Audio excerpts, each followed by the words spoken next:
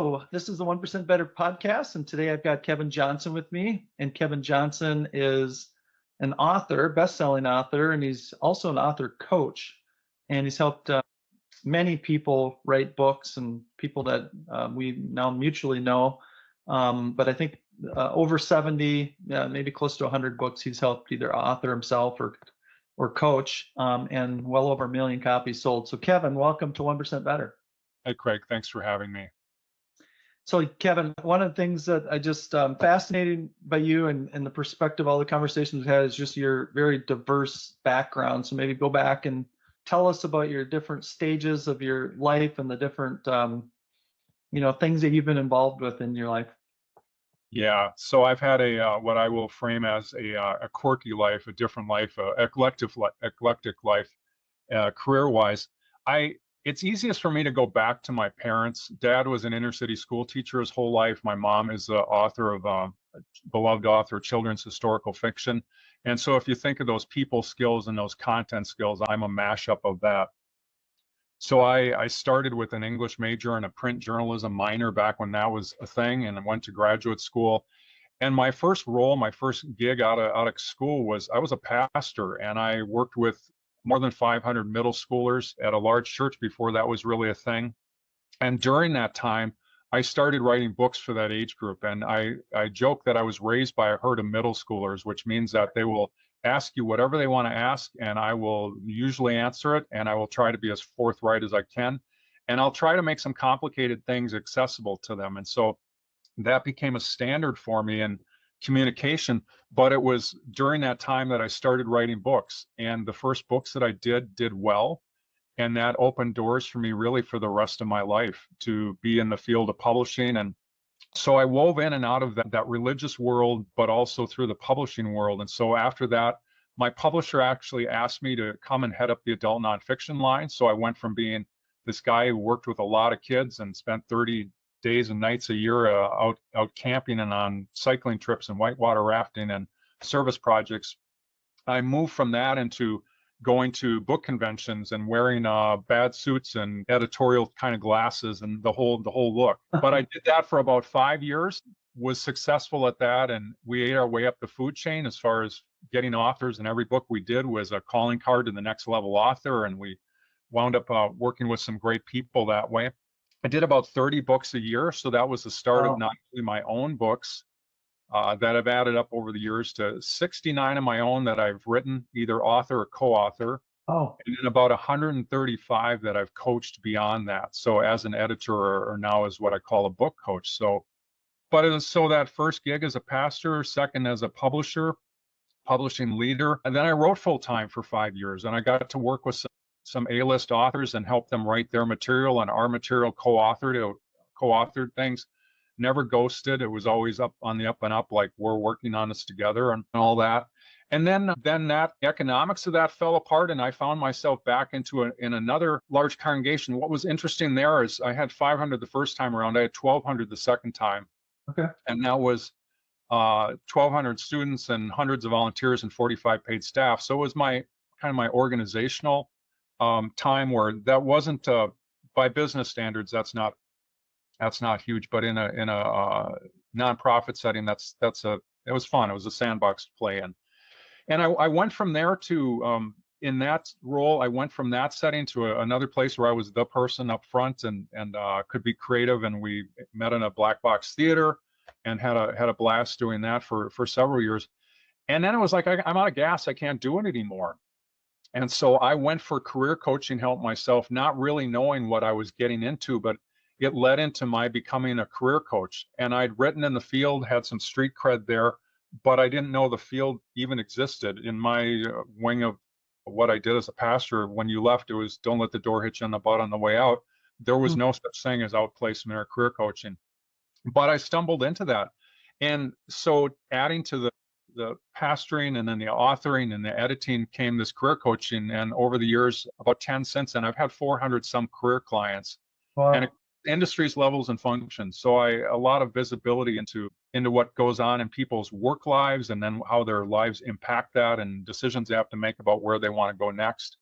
And then I popped out of that about 6 years ago and emerged as a book coach. So taking all the things that I've rolled together, where what I do now is I help business and nonprofit leaders craft their books, and it's capturing some sort of point of view, leadership principles. Sometimes it's more personal, a story, but whatever they need to do, I help them get it on paper and then think about how that can best present. And it's a long and involved process. And but it's a tremendously rewarding process to kind of see inside people's heads. So I Sure. get to know them and they get to know me pretty well along the way as well. Well, it's an interesting thread. Seems like the thread through all that is connecting with people, understanding the entire life cycle of people. I mean, as a pastor and as a career coach, as the book ends, you get to see the best and the worst of people's lives. I mean, right? Absolutely, Craig. That's really a great way to put Just everything in between. And so that gives you perspective, doesn't it? it. And it's cradle to grave. It's the best and worst of life. And whatever pops into someone's head when they hear best and worst of life, chances are that I've dealt with that and dealt with it multiple times and in a lot of depth. And so it does give you some insight into what makes people tick. It's what their joy is, why they hurt and where they hurt, and then how they can get out of that and have a life that they want that's productive for themselves and for other people. And then that rolls now into what messages do people want to communicate in a book to what audience, and how will that help them? How will it create impact? How will it create improvement in their lives? Yeah.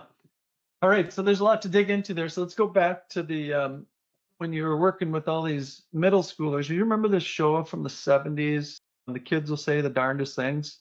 Yeah, yeah. So you must have heard a lot of different things because the kids at that point they just kind of say things. So what were some of your early books that you wrote? Like what were they about? Well, you're exactly right that they'll say what they're thinking. And picture, if you've never thought about like what a middle schooler is, it's like they're a kid, and then the light bulbs start coming on, and their brain develops. And that's why we all got sassy and emotional and everything else as middle schoolers. So, and then in high school they get cool and all the masks come back on, and that was not my crowd. That wasn't those weren't the kids that I dealt with. So, but when I started writing to them, it gets a you can get a picture of the first title, and I don't talk about these books very much, but the first one I wrote was Can I Be a Christian Without Being Weird?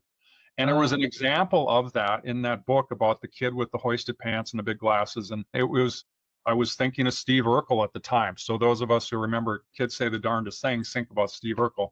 No, a little side note on that.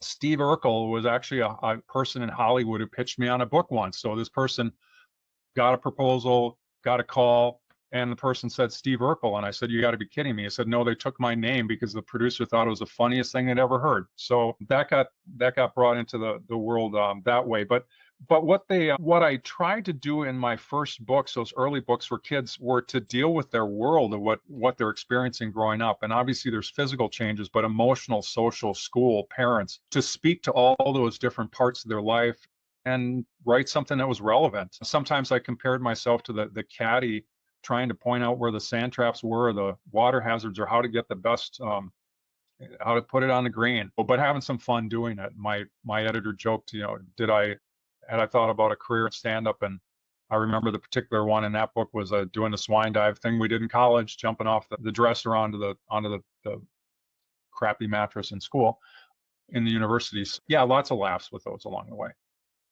yeah, that's an interesting world to be part of the middle schooler. Um, so speaking of working, kind of interacting with some of the Hollywood folks, one of the things I thought was very interesting is that you have this little factoid that you wrote 3 books, which a lot of people, as I've gotten to know quite a few different authors, like it's the first thing they say is, "Oh my gosh, it's so hard. It's harder than I ever thought, and it takes way longer." And it kind of ranges between the 1 to 2 year version, and then I've one of my friends, it took him over 10 years, and it wasn't 10 years of just like it's on the back burner. It was active. Like he was working on it for 10 years. So it's a big thing. And so the fact for you is that you wrote 3 books in 4 weeks, and it was part of a release of Universal Pictures Evan Almighty. So you got to tell us what's the story on that. Yeah, it was a very cool thing. So Universal Pictures had a media promotion company. The media promotion company got in touch with one of my buddies who ran a publishing company doing a lot of student work. And they said, we want 3 books. And one of them was a curriculum for students. And then another one was a daily reading book. And then another one was just on the topic. And the topic had to be, if you remember Evan Almighty was Steve Carell. It was the acronym there was ARC, Acts of Random Kindness. The director, Tom Shadyac, had an experience, and he had some sort of an injury. I don't know if I want to say bonked his head, something, and he had this. I want my life to add up to something, and so he did the movie with a very keen mindset to acts of random kindness. I want people to live differently. I want them to do things for their neighbors, and so they wanted product that would help students think about that. So I was not given a ton of time. What they did is, the funny story behind it was, they said, we'd like you to do this book. And I said, great, mail me the script or overnight it. And they said, we don't do that. And I said, well, put someone on a plane, because I got a day job. I can't get away. Put someone on a plane with the script. And well, we don't do that. So they flew me out, and it's the only time in my life I've been in a black town car and shuffled around in both ways and brought into the executive's office at Universal Pictures. And it was sitting in a room with a whole bunch of scripts and posters for upcoming movies, and with no NDA signed on. I think it was we'll plug you if you say anything about these, or some other enforcement mechanism there other than an NDA. But I got to read the manuscript or the script and decide, okay, what I want for this book was, I need 4 scenes. And so I laid that out, and oddly, one of them had a Beatles song in the background, and we couldn't have that because Apple wouldn't grant the rights for its use in a curriculum outside the film. But I crafted these books, did them in 4 weeks, was able to go out at 4 weeks and see a screening of the movie in the Hitchcock Theater at the studio. And the great thing was, I had a son who was turning 18, who had been born almost to the day in Hollywood 18 years before. And so it was fun to take him with and have him live that kind of life with me. And it was as fun as it sounds. Like you were really a big deal, and they were flying you in, and Universal Studios, kind of the heyday of Hollywood and these big productions, and Jim Carrey was at the peak of his career, probably, right? Yeah, and Carrie was in the first one, so that brought the notoriety, the name to the second one. I was clearly not the big deal. The big deal were there's a team. You just see the amazing work that goes into it, but it's the number of people involved. But I did get to play a part in it. It was fun. That sounds amazing. That's so cool. So, speaking of this acts of random kindness, so do you know who Paul Stamets is? He's sort of the guru of mushrooms. He's written 8 books on mycelium networks and mushrooms, and he's a self-taught sort of scientist where he's discovered hundreds of varieties of mushrooms, and he's just a guru on the whole topic. Well, anyways, I just listened to his podcast on Joe Rogan about a week ago, and they were talking about AI, which we might kind of even at some point here, because I'm curious about how AI has impacted the whole book writing business, because a lot of people have this idea that you can just write books with AI. And so he has this idea about AI. A lot of people are fearful that AI is going to take over humanity, and it's going to be this evil thing that takes people out at some point. And he has this idea, well, we need to train it. So if we all ask the AI, and we do this over and over and over, because it's learning from all of us. It's learning from all the interactions, all the stuff we've ever written, all these books that you've published. It has read those. It has learned from those, and everything else that we put out there in the ether. And he goes, well, we just need to ask it a simple question. What are you going to do, AI, specifically to help propagate random acts of kindness, which his argument is random acts of kindness have sort of helped humanity evolve. Some of the greatest accomplishments in the world weren't just because the best scientists, or it was somebody did something nice. Someone gives someone an opportunity. Hired someone that had no experience. Someone mentored someone. Someone did something that they didn't need to do, and that led to something great. There's thousands of these examples in history. And so he says this is just part of how humans have evolved, is we just do something nice and something amazing happens. So he's like, we should all be asking AI, how are you going to help propagate this in the world so that it goes, oh, maybe this is something I should try to propagate. So anyways, you just made me think of that. Yeah, super interesting. When you said that, it makes me think about, well, that's how we raise our children, whether Right. we're parents or whether we're helping parent other family or friends or neighbors, whatever community. But as we look at those kids, like at every turn, we're trying to teach them, like, how can you be something that will improve somebody's life? How can you show kindness to other folks? So that's yeah, if we could train AI to do that, that would be, you'll know way better than I can whether that's doable or whether that's trainable. But boy, it's the best in the struggle of every person who's ever brought another life into the world. Right. So So if we can somehow infiltrate how AI thinks, maybe we can help, it can help us, propagate that. I had a crazy experience. My mother, who is in her 90s and she has dementia, and she escaped, from her memory care.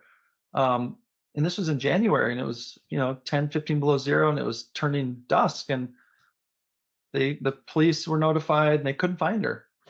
And she, they have her on video walking out, and she doesn't have, the right proper clothing or any of that stuff. Well, anyways, a state trooper heard this on the radio, and it wasn't his job, wasn't his jurisdiction, wasn't any, it was, like a city police matter in a small town, northern Minnesota. And he just says, oh, I'm going to swing by there. So he drove, whatever, 15 miles, and wasn't part of the operation, didn't communicate with any of the other local authorities, and just went there and started tracking the footprints, and just on a hunch. And he found her, and she was laying on the edge of a lake, hunched up at dusk as it's turning, and she clearly wouldn't have survived, very long there, 10, 15 below zero. And that was a random act of kindness. Like, no, it wasn't his job. Nobody asked him to do it. Shouldn't have done it. But how many things like that happen every day? So there you go. astonishing. Yeah, cool. All right. So one thing that's fascinating about, all the books that you've been involved with, over 200 directly. I didn't know this, but how many books are written a year is unbelievable. So apparently, according to our friend AI, 4 million books are published a year. 4 million. That's 10,000 per day. Yeah. That's a lot of people that have to get some stuff out. So what's your psychologist hat say of why do so many people want to write books? Boy, I think there's an urge to say something. The book always starts with, what's your message? And if the person is thinking about why they're doing that, there's a message, and then there's an audience, and then the question is, so it's, what's my message? Who is the audience? And then how do I get it there? It's producing it for someone specific, and then it's getting to that audience. And you and I have talked before about it. It's long form. When people have something to say, they can say it in a way that's very short, and there's power in that, and then there's power in being able to go into it in depth. I had an interesting experience. I talked to someone this last week, and she's using AI to read her book back to her. That's her best way to edit, is to hear it back. And interestingly, the manuscript, I'll just give you some hard numbers, was 80,000 words. And it took, I said, how long does it take to listen to that? And she said about 6 hours. But she's listening to that, I think she said, at 1.4 or 1.6 speed. So it doesn't want to listen to herself at normal conversational pace. So that's a lot of words. That's a ton of content. And so if you've got something to say and you want to get it out, then it's hard to think of a format. I mean, it'd be doing multiple podcasts or multiple hour-long videos or whatever else. But there's something that happens in writing where I get to control every word, and I don't have to snatch something back that I said. I mean, I know what it's like to stand up in front of a group of people, and I would script what I said, because if I figured I'm going to have all these people there and I'm going to talk at them for 25 minutes or half an hour or so, I want it to count, and I don't want to make mistakes. And I know that the 2% of the time that I veered off topic or veered off my script, what usually wasn't any good. Being able to control that and control the message and have the precise wording you want, and then somewhere along the way have people reading it critically and giving feedback on it and saying, yeah, I don't get that. And maybe that's an editor or a book coach like me, or maybe it's your best friend, or hopefully it's someone who doesn't know you, or someone who's in a writing critique group where there's enough There's some knowledge of how this thing should work, but not so much that it pollutes the process and wrecks art and everything else. Yeah, it's a unique form. I mean, it's why it lives on. And now it's so accessible because we can do it digitally. It's another revolution in publishing, what we can do now. There's got to be something though, like deep inside of us that I wonder if there's what the stats are. You may know this just by personal experience. You've got enough data points. You can just say, well, here's what my experiences are. But like, what is the average age? I gotta believe that it's, somewhere around what we call the midlife crisis, the 40s and 50s, where people go, hey, I might not be here for forever, and I got to start thinking about, my legacy. What have I done? What's my mark? There's got to be something in us that says I want to leave. We leave kids, we leave. There's not a whole lot of ways that you can leave a piece of yourself after you're long gone, but a book is one of them, because once it's published, it's out there forever in some form. Yeah, it is. And I think it's partly age, it's partly that kind of knock on the side of your head of you've got something to say here. The people that I personally worked with range in ages from 23 to 86. And so each one of them has felt like they have something to say. And it's a matter of, well, do they have something to say? And then do they have the patience to get it out and to polish it and then to get it into a book? And for some people, it's the emoting, it's the getting it down and capturing it again, and in consideration of like, who's the audience? Am I doing this for myself or am I doing it for other people?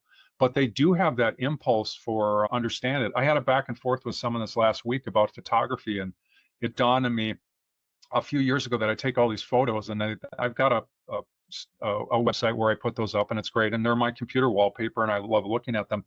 But it dawned on me one day, like, nobody's looking at this stuff the way I am. Like, does this matter anymore? With my books, I know, yeah, they got out and X number of people have bought them and read them.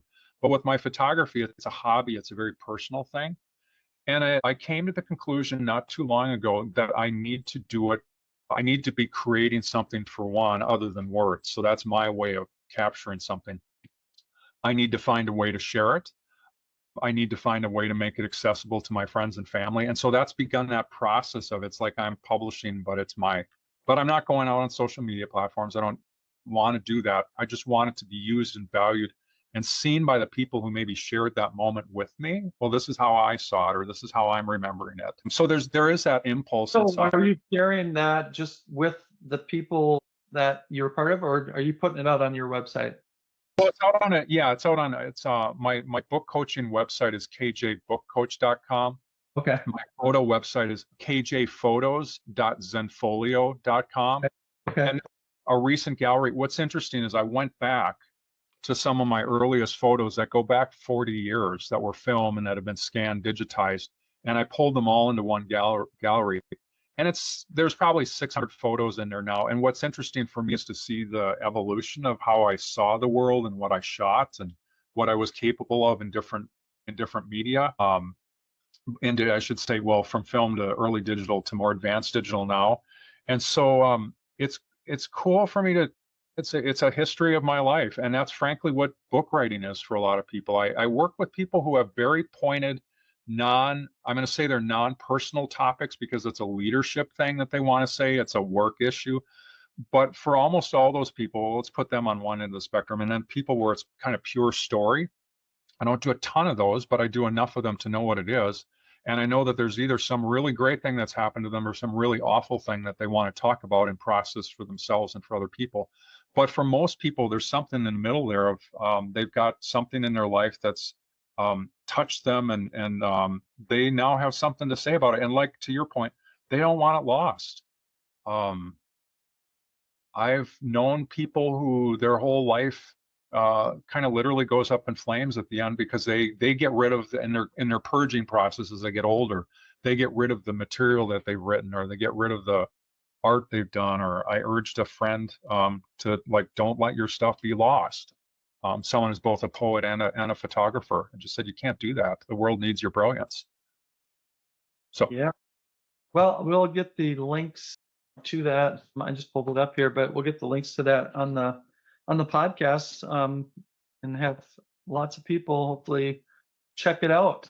It's a way of sharing yourself and your life. So for those people out there, again, this is a very common desire. And a lot of people, if there's 4 million people that actually take the time and effort and have the discipline, as you say, patience to do it, there's probably 100 times that say, geez, I'd like to do it, but they just, life's too busy or they don't prioritize it. So what would be basic advice for people that are kind of noodling it, that maybe you would give them to kind of get the process started, or give them some, at least know what they're getting into?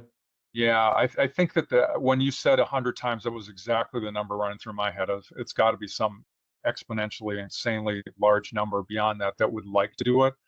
I think it's like any other life change of find a way to start small and find a way to write 5 minutes a day and say, I'm going to do it, and I'm going to do it in a medium where it's comfortable for me. And that might be handwriting because there's some deliberateness to that. It could be some of these tools are all you see is the words on the page, and it takes away all the other clutter of your phone or of your PC or whatever you work on.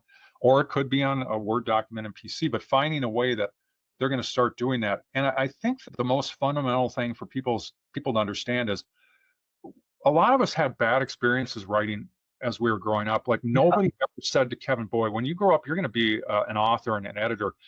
Down to the point where I can remember my 3rd grade creative writing notebook, yellow spiral bound with the Dymo label maker that pressed the letters and with a wood grain label that said creative writing. I'm sure I've got it in a box somewhere because my mom saved all that stuff, but nobody ever told me I could be a writer. But I had some great coaching along the way, the English teachers, the journalism professors, and I was like, okay, this is a thing that I do. But there's a negativity that we might bring to the task where someone told us we weren't any good or we feared we weren't any good. And then we fall into there's a creative writing brain, the creative side, and then there's the editorial brain. So you've got the creativity and the critique of that. And the key thing for people as they're starting out is to always stay in that writer brain. Just don't let yourself self-correct or assume that there's a voice out there that's going to say, well, that's the right or the wrong thing to say or the wrong way to do this process. But to just whatever flow is for you, whatever ideas come to you, for me, that's like capturing it on paper. Because I get stuff that flies through my head all day. And all night long. If I don't, like, I wake up in the middle of the night and I have an idea, I've got my phone there and I've got a way to record that and capture it because I won't remember it the next day. But that first initial process of get it down, and it adds up over time. You in my own process of 69 books, and 20 of those were co-authored with other folks. But it's just you sit down over a period of time, and over a period of years, it adds up. And that can happen. It might be for one book or half a book, or and having some sense of where you're headed with it. But even that's not important. Like, just start writing. It's kind of in our high school comp, free write. Just pen to paper or fingers on the keyboard, get something down.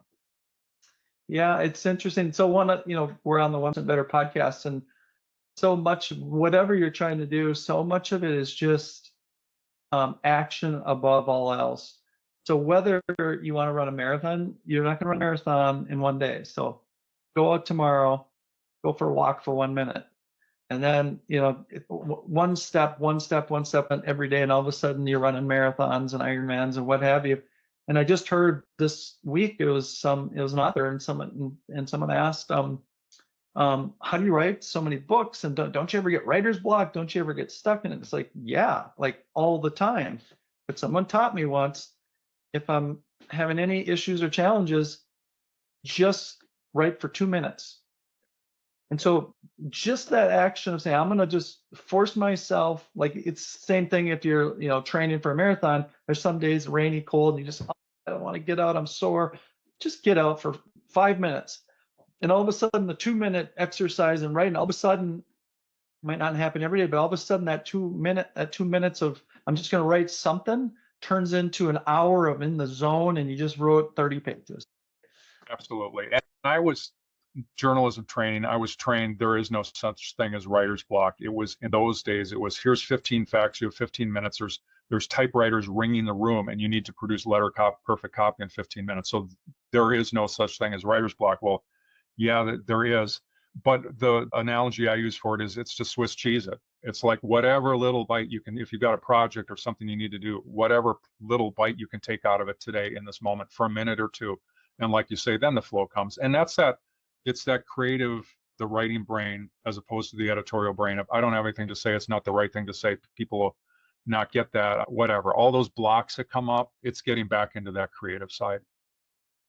So I was looking at your pictures. Wow, it's kind of blown me away, the level of detail, how much, the old saying, a picture's worth 1,000 words. These pictures are so in depth, and it just reminded me like how much we all live in an Instagram world where you get these, volume of pictures, but they don't necessarily have the depth of the artistic value. But every one of these pictures, Kevin, has just got so much depth. You could look at it for 10, 15 minutes and not even pick up on it. And that's good old fashioned photography.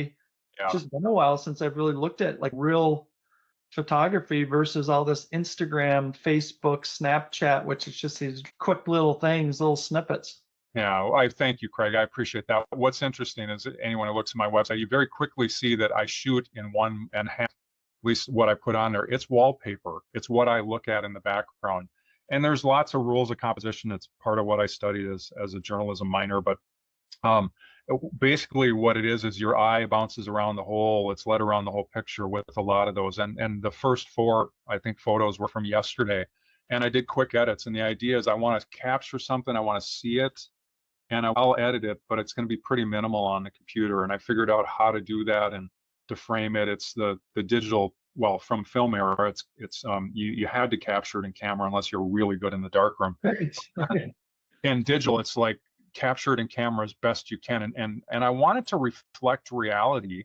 And some of those are black and white, and some of them there's a feeling there. So there's liberties with that, but I want it to look like what I saw. I'm enough of a journalist in my photography to say I want to remember something. And when people wander by, there's a shot of a waterfall up north a couple weekends ago where a couple young women wandered in from the side, and it's like it's not just nature there, but it gives scale to the waterfall, because you could look at that otherwise and not know, well, is that 6 inches high or is it 60 feet high? Well, there was a couple human beings there, and we know that they're 5, 6 feet tall. You can extrapolate and know. You get a sense of place there then. So, and you Yeah. sort of what you get. Look at them, it just clearly just looks like you're just trying to capture that moment, whatever that moment was, from the most natural, because it's a lot of nature, it's a lot of landscapes, a lot of even wildlife. And there's so much beauty in nature. Like all you have to do is, you don't have to overthink it. You just have to say, this is that. And what's interesting about it, it is a moment in time, very accurately reflected. Anything else, even the written word, is not accurately reflected. I mean, there might be 30 people that would observe the same thing, or maybe it's something you just created in your head, but it's definitely unique to you. But whereas a photo, it's like, it is what it is. And you just captured something forever that actually existed in almost perfect form.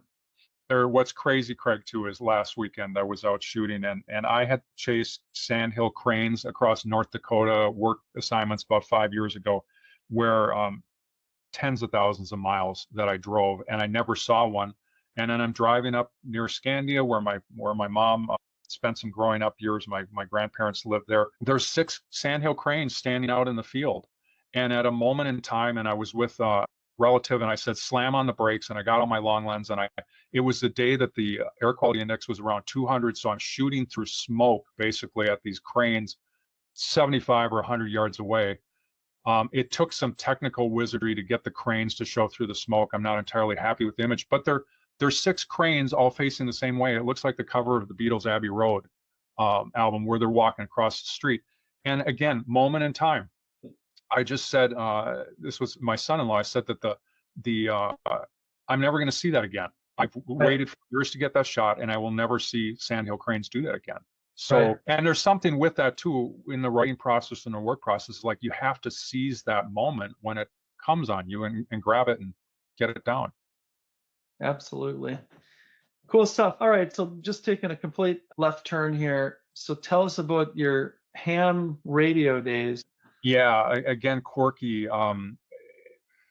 I grew up listening to shortwave radio, and that started. My parents were talking with my grandparents, all the relatives were together, and there was a little shortwave radio in the corner. I would have been 11 or 12 at the time, so mid 70s. And I grabbed it and went out and sat in the family room out on basically a porch and tuned in, and I got the BBC and I got Ecuador. Um, and I was just absolutely hooked. Like you can pick up a radio signal from around the country or around the world, and so that led to shortwave listening, where I eventually logged about 165 countries. Always wanted to get my ham license, but never did, where you can transmit. And part of it was I didn't ever learn master Morse code, and then it's voice, so that takes huge antennas and lots of power. And there's a digital format now called FT8, where it's 100 watts and a wire up on your roof. And I've now logged 286 radio entities. So like when I say entities, Alaska and Hawaii count as separate countries, so you get a little higher count than a political country. But it's 100 watts and sometimes 5 watts, and it'll get you around the world. It'll get you to Antarctica. It'll get you to the Hmm. anywhere. So it's one of those habits where it's whatever the process is of you try it, and sometimes it's the rare reward thing where it's a little like gambling. Like you hit the jackpot, or you get this country that's come on, and then you don't get it again for a long time. So it just feeds the addiction. So I mean, we grew up in the same era. So about the same time when I was about 10 years old, we had this big hunk of furniture, and it was just we didn't have any other place to put it in the house besides my bedroom. It was just like put it there. And so, late at night, couldn't sleep. I turned this thing on, had all the big vacuum tubes, took a while to warm up. And I was getting stuff I remember getting stuff from Europe. And I'm like, this is crazy technology. I mean, now, of course, we don't even think anything of it. Everything's instantly connected. But back then, to think that I'm getting a wave, shortwave radio that bounces off the atmosphere from Europe to the middle of the United States is pretty mind-boggling. And so I would tinker with that once in a while. And so first of all, I get that, and that was fascinating for me. But um, what is the difference between shortwave radio and ham radio exactly? So shortwave, when people say that, like the bulk of the ham bands are on the shortwave Okay. frequency. So Okay. it's probably a frequency description, but when people say shortwave, they're generally referring to listening to broadcasts. Yep. And so what you get, like this morning, I had Radio Yumi from Papua New Guinea on streaming as I was getting ready, and I've got it's click click. It's incredibly fun because there's hundreds of thousands of radio stations on the air now that we could never have gotten in the old days of broadcasting. But it's that broadcast, so it's like terrestrial AM FM radio, but it's global versus two-way communication of ham radio. And again, ham radio can be in Morse code, or it can be single sideband voice, or it can be digital, and the current hot format is FT8 that it's called. So can I still, I mean, if I wanted to try the old shortwave radio listening, would I have to go and buy some antique vacuum tube radio, or do they make new modern type equipment? They do. They make some very nice portables still. There are I don't know if there are any desktop systems that are still made. Actually, what you could get at what would have cost $10,000 or $15,000 even 10 years ago is a software defined radio that's every bit as great as and better than I have surrounded by some vintage receivers here from the last 5 to 30, 40 years ago. They're really hot receivers, but it's that little thing that costs, well, you can get them for about $30, or the $100 ones, $150 ones are equivalent to a $10,000, $15,000 military quality rig from a dozen years ago. So it shrinks down. You put it, and if you can put a wire into it, you get a lot. The unfortunate thing is there's not a lot left on radio. So there's not a lot of broadcasting left going on. Okay. And what happened is countries that had shortwave radios would, to reach their population, like the best stuff was in New Guinea, there were the dozens of radio stations, or Indonesia, that were the local radio station, but they would happen to bounce all over the world. So certain times of day you could pick them up here. Well, those all generally moved to FM radio, where it was cheaper, close by, limited Sure. range, like our FM stations are here. Um, There are ways, there's a thing called Kiwi SDR where you can tap into radios in different parts of the world, which I'll tune in on a station or a radio through in Taiwan that I can listen to what's coming out of their, like Taipei, where I studied as a student. I get essentially all of their local radio stations, or there's a couple in Southern Africa that I can listen to all sorts of still their their AM radio stations with some reasonable range. Anyway, I'm geeking out here, but yeah, it's broadcast and it's fascinating because you can get news from all over the world in English, and you get music. Like I went to bed listening to the South Seas Island music as a kid, or African traditional music.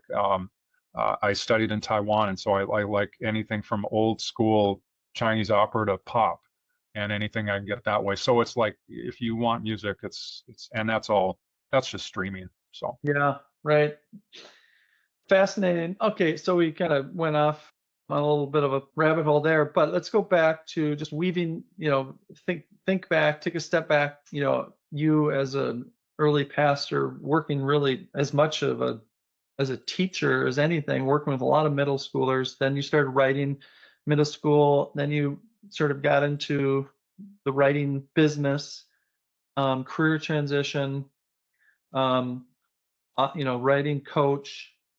You've worked with, as we said earlier, lots of people at lots of different parts of their life, good, bad, children, elderly, best of times, worst of times. What would you say you've learned just about people in general that you just go, yeah, I think I understand? Because you've had so many more at bats than the average person. I mean, we all experience those things. If we live a full life, we're lucky enough to live a full life. But we get them in little tiny, pieces where you've had sort of volume of all of these experiences. So think back on all that and say, what have I learned about people? yeah, I think that's a great question, Craig, because it's easy for people who work with people. Like there's the Peanuts cartoon, one of them, an old one, says Charlie Brown and Snoopy are talking, and they say Snoopy, I think, says it's really Charlie Brown, I suppose, was talking, but it's really people-y out there. So my wife and I, who've spent our lives working with people, at times we need to pull back, and it's like it's really people-y out there. We just need a break from this. But that said, but we have an environment where things are can be hostile, where it can be angry, where the communication can be one-sided. And I found that the approaching people with curiosity and saying, when we go someplace and we think, boy, those people look weird, one of the things I think is I look as weird to them as they look to me. Yeah. So that differentness, that whatever it is that goes, boy, that's not who I am, but I look the same on the level of, I might be off the scale even in my quirkiness to them. And then with that is what I've realized in working with all these people, having seen into their lives in a really open, transparent way, where either as a pastor or as a career coach, where people just tell you what's going on, that people are doing the best that they know how. Yeah. And so that attitude of criticism, condemnation, judgment that can come with any sort of interaction with people, with human beings, like I am tired of that. It's people out there. To turn that around and say, well, what's going on? What do they need? How can I help? Craig, since the last time we talked, what's interesting is I had a client ask me, and we have yet to finish the conversation because I had another appointment to go to, and we're going to finish the conversation this week. The question this person asked was, and I don't know him well, but I've had a few meetings with him now. And he said, Kevin, why do you care? And my first comeback is, well, is that a good thing or a bad thing? Because I can psychoanalyze that and say, where does that come from in me? Well, yeah, I care. And that's why I work with people. That's why I publish. It's all about impact. Like, what can we do to make the world a better place? And I think my answer is life can be pretty hard. And if it's hard for me as someone who grew up in middle America, in a pretty good time of life, and if it was hard for me, I can extrapolate, and I've heard enough to know it's really, really hard, exponentially harder for many other people. So again, back to what I've learned, people are doing the best they can. Yeah. And what might look hard, dysfunctional, wrong, evil to us, like, well, let's go a little bit deeper than that, and let's say, what are they trying to accomplish here? And then how do we dialogue? How do we help each other? And it's a two-way street. How do we help each other?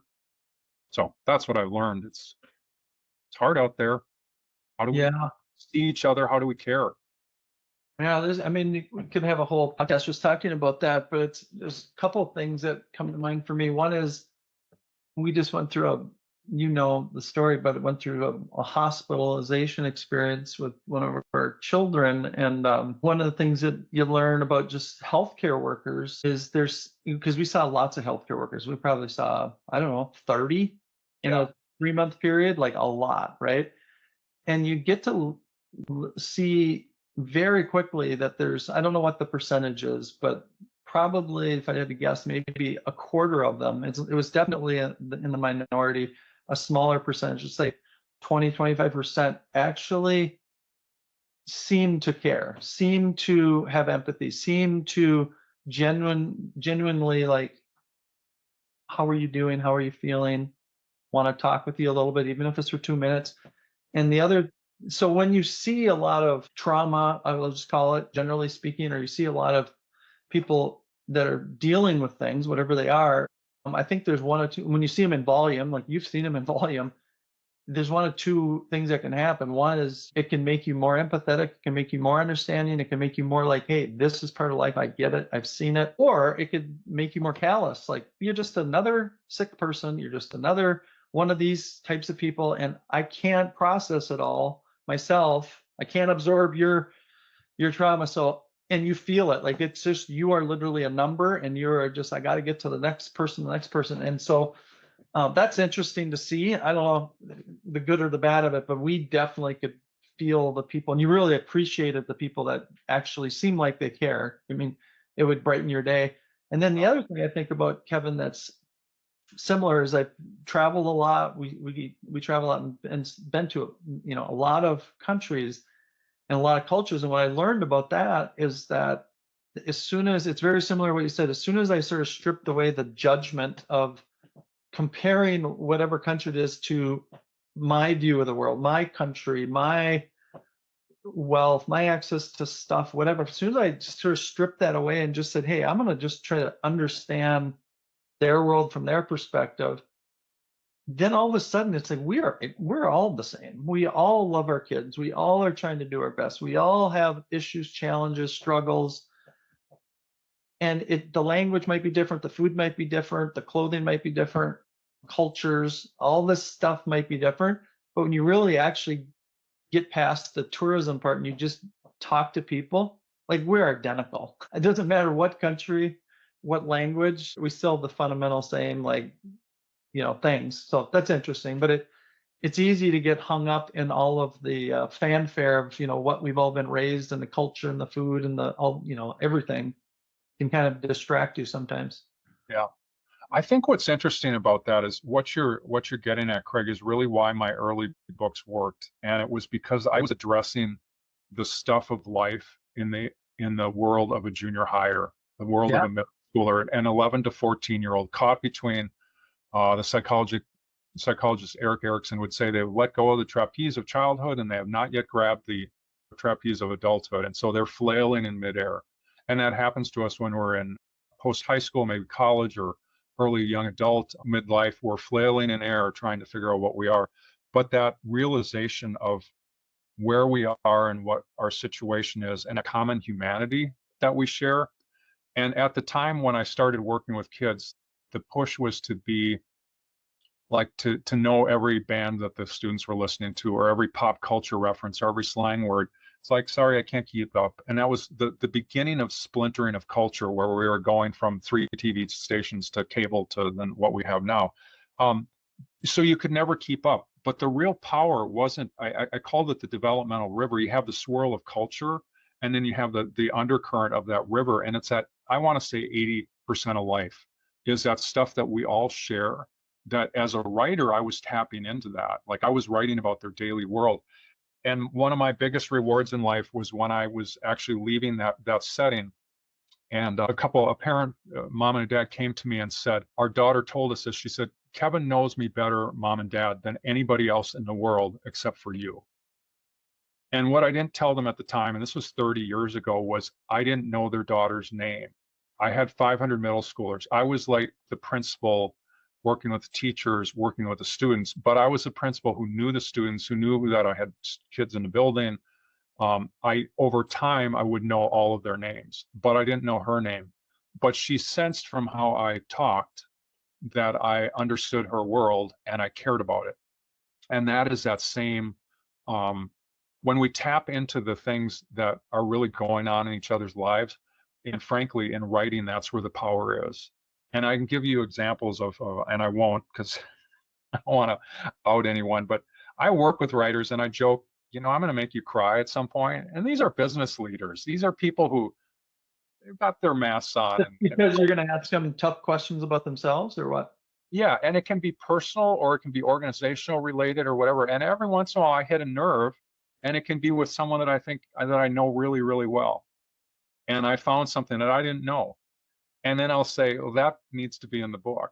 Somehow you need to own that, admit that, talk about that feeling you had, that thing you went through, that because that's where writing comes alive. Yeah, for sure. Like of the 4 million books that are published a year, the best of those are going to be talking about real human experience at some level. And that can be in a narrow slice of business or it can be a whatever else. But it's getting at that core of who we are as people. There's power in that. Oh yeah. I mean, when you're touching on something emotional, then you're getting somewhere real, right? It's not just it sounds good or it's on the surface, but yeah, there's something very carnal about that. You're getting to something core. Right. I'm gonna ask you about Coach. I just in our interactions, I feel like you do have a very you have a talent around listening, allowing people comfortable to be able to maybe share them, but the feeling that you do care. Some people call it coaching, because you sometimes do it with a purpose. I'm going to try to help you write a book, or I'm going to try to help you through a career transition. And so the term coach is all of a sudden now this proliferated word used for so many different things. I sometimes, it's an overused term actually. And so I view there's like two different versions of the word coach. One is what we would maybe consider like mainstream America, where it's like a coach is really an instructor, a mentor, a drill sergeant, like a football coach. Here's how you do the X's and O's. I'm going to teach you did it wrong. And then there's a coach like the Michelangelo version, where it's, hey, I didn't create the sculpture, I just let it out of this big piece of granite and I found what was already in there. It's kind of the same thing when you really coach people. You don't tell them, guide them right or wrong. It's just helping them discover themselves, maybe discover what's in there. And so I'm just curious, you seem to have that as a natural ability. Is that true? Did you always have that as a natural ability? Did you just learn it through repetition? What's your view on that whole area of coaching? Boy, another really good question, Craig. I think that I always had it. I was raised by incredibly kind people, compassionate world changers. And so whether that's nature or nurture, I got that right from the start. I was surrounded by other people who did that. I had people in my life who made hard life choices to make some sacrifices to do what they thought was the right thing. And so I think some of that, right or wrong, and we can grow into that and we can buy into it too much, sometimes to our own detriment. We don't care for ourselves. We don't live to fight another day. We have to learn all those hard things. But I do think I've had that all along. And then it's been this weird, quirky career path that's taken me and exposed me to a lot of different people. So I can speak to what I've seen in people who are, by any of the world's definitions, not accomplished. They're ordinary people, which is where most of us are, or people who are leaders, or people who are leaders who are really well known, who, when you get to know them, are not what they seem to be. Or all these gradations of, okay, what's the surface say about who they are, and then what's reality. And sometimes some of those people that have a pretty bad reputation turn out to be pretty real people, and some people who have glowing reputations turn out to be anything but. And so being able to see through that, there's something that comes with it. And being realistic about my ability to see into any one person's life, but the things that they they show me, I can see that. And I've Mhm. just been fortunate to have that with a lot of different people. The pastoring thing applies to the coaching thing, applies to the book coaching thing. It's like 24/7, 365 best and worst of life. It's when we let that be real to each other, it's really hard not to care. When I coach people in job transition, I just say, count on the goodness of humankind. Would if that person knew that you needed a job, or if you knew that that person needs a job, well, how would you respond? It's like, I'd do anything I could for them. Well, turn it around and count on 90% of the people out there to do the same thing for you. Yeah. So yeah, it's kind of, it's there. It's been there a long time. It's been more of a battle to learn, okay, how do I do that so I can live to fight another day and not burn myself out? I mean, it's definitely a talent and it's a skill. How, because there's so many, everyone's situation, even though you've seen it 100 times, maybe, someone losing a job or someone having a death or whatever the thing is, being depressed, they're all unique. I mean, it's like your photography, your pictures that, photography, you could take the same picture, every year, every day, every month, and it's always going to be different. Everyone's situation is different. So how do you approach it, not in a standardized way, but in a, hey, I'm going to be present for you right now, which again gets back to that healthcare experience. If it's just, here's the response to that, it feels mechanical versus, no, this one's different. Everyone's different. Absolutely. All right, Kevin, last question on 1% Better. Taking a look back at your entire life and saying what would be the best life lessons, the best advice you'd want to know if you were 16 again, or your grandkids are sitting down you know, at the fireplace with you, and just what life lessons, what 1% better life lessons would you want to pass on? I want to key off of what you just said, Craig, is and I'll make it very particular about the book coaching world. So when I've done all these books on my own as a co-author with people, and then coaching them as an editor, and then kind of this on my own as the book coach thing, it would be easy to say, well, I've seen it all before. It's the same, it's repetitive, it's redundant. Here's the cookie cutter approach. If you want to do a leadership book, you do it this way. If you want to do a personal revelation story, you do it this way. And then the reality is, I have to remind myself, and it's not a challenge because I can do this easily, but the reminder is to always look for what's different. Like, Hmm. what's the opportunity here? Because it's when I'm working on books, that person is different, their writing process is different, their skill level is different, their gaps are different. So our process will evolve and be different as I work through that with them. The result is going to be different. And sometimes I work with people and we kind of butt heads because I'll say it needs to be this way and they'll say I want it to be this way. And frankly, as a book coach, I will hold to what I think are best publishing standards. But usually they bring me around, and then at some point, they come around to what I brought to the party, and we wind up not necessarily somewhere in the middle, but there's a solution that brings in both of those points of view. So it's the look what's new, what's the opportunity here to create something different. On Right. my photo website, there's something about I shoot by walking around. I don't travel to Iceland and take all the glorious stuff there or other places that are the photogenic places of the world. It's like, no, most of the photos I take were within 6 hours of home. But it's it's seeing it with new eyes, not trying to recreate someone else's photo, but then also not trying to recreate my own. I do have in a park reserve here, I've got a tree that I've watched it grow over 20 years, and I've got a few pictures of that That's tree, and so cool. it's Yeah, great. that's so cool. What's new? What can we do differently? That's how we get an improvement. That's how we get what's fit for the moment. Yeah, I highly recommend people go look at your site. It's just the pictures are astounding. So anyways, that's a great way to wrap it up, Kevin. It's great talking with you. We could talk for a long time with all the stories and books and things you've been involved with, but thanks for sharing some of it with us on 1% Better. Thanks so much, Craig. Great to talk with you.